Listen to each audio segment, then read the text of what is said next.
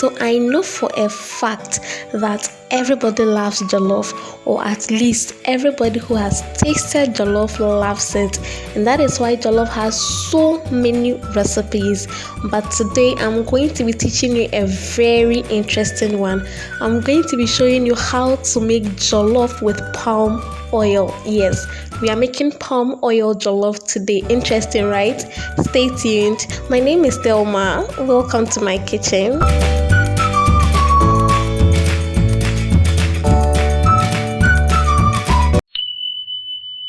So as usual, I'm going to be taking you through what we'll be needing. I have here ginger, garlic, scotch bonnet pepper. I also have here some shrimp powder for local taste. I also have some chicken stock, and the elephant in the room, we have our palm oil. We also have here some stock cube and curry powder.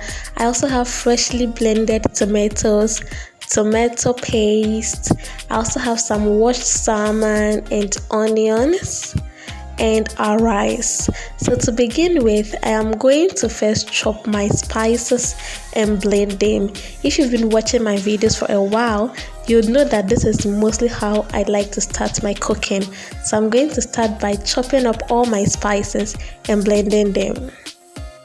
While we do that, is this the first time you're watching my video? Well, then you've missed a lot, but better late than never. You are very much welcome.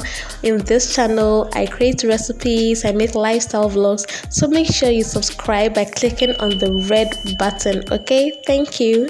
So like you can see, I'm also going to be adding my stock cube and blending it together with the ginger, garlic, pepper, and onion.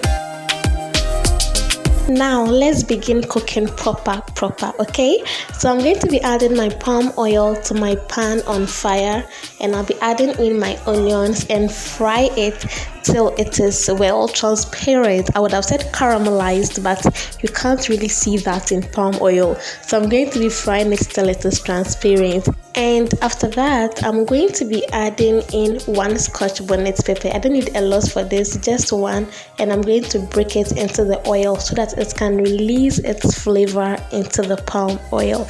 Don't miss this step.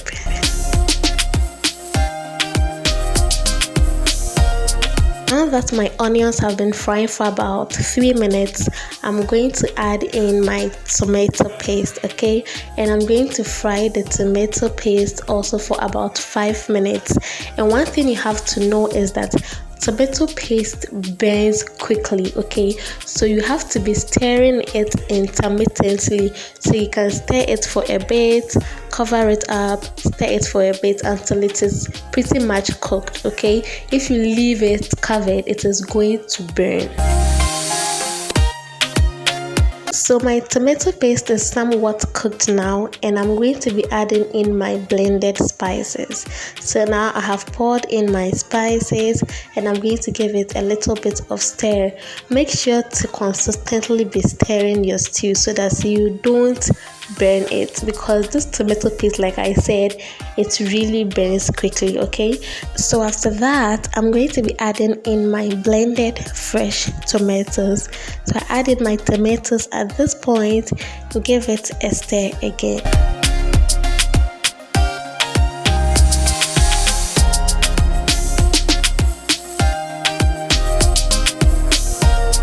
At this point, your stew is going to look like it has swallowed all the oil, but don't add in any more oil. The more the stew cooks, the more you are going to see the oil. So like you can see, our stew is cooking now, so some of the oil have started coming on top. And now I'm going to be adding in my chicken stock, and then also some water, just so that the stew can loosen up a bit because it is too thick. Then I'll add in my shrimp powder, and I'll give it a stir. Yes, I love stirring. I'm going to give it a stir again.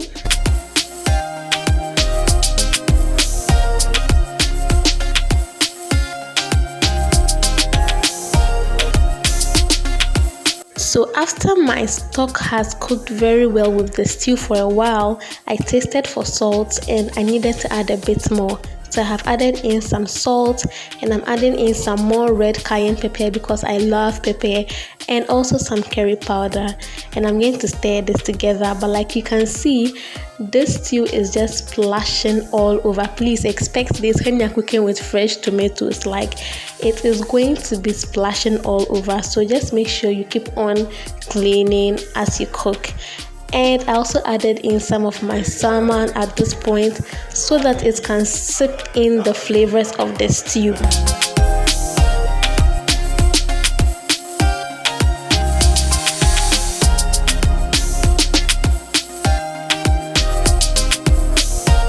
This is about 10 minutes later, and this stew is well cooked, like very well cooked. So now it is ready for us to start making our jollof. And as you can notice, that pan was too small for my jollof, so I transferred the stew into a bigger pan, and I've added in some fresh onions to have the fresh onion taste in it. And I'm going to be adding in my washed local rice. Yes, local rice, guys. If you want the best result for this recipe, if you want to feel the localness of the jollof, because this recipe is using palm oil, so you want to feel the localness of it. If you have local rice, use that, but you can also use jasmine rice if that is what you have. So I've added in my rice, I gave it a stir, and I'm going to cover it up for it to simmer a bit so that the rice will take in all the flavors of the stew. So now that it has simmered for about 2 minutes, it's time to add in my fish. Okay, so I'm adding in the rest of my washed salmon. I've gone ahead to break this small because I want this evenly distributed in the jollof. I want it to have that fishy local taste.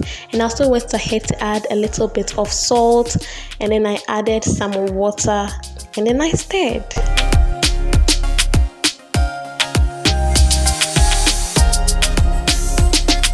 Another thing, guys, you don't want to pour a lot of water in your jollof in the beginning, or else you are going to end up having runny jollof. So add a little bit of water at the beginning and keep stirring. And if your rice needs more water, you add more. It is better for you to do it that way than for you to add a lot in the beginning.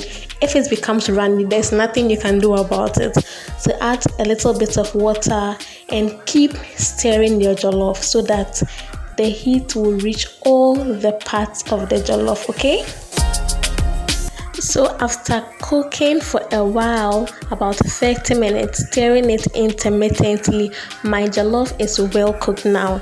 And if you know me, you know I like my jollof very colorful. So I'm going to be adding in some vegetables. I added in some bell pepper, carrots, onion, and scallions. So I'm going to be stirring this while the jollof is cooked. At this point, my heat is off. I'm just going to use the residual heat to cook the vegetables.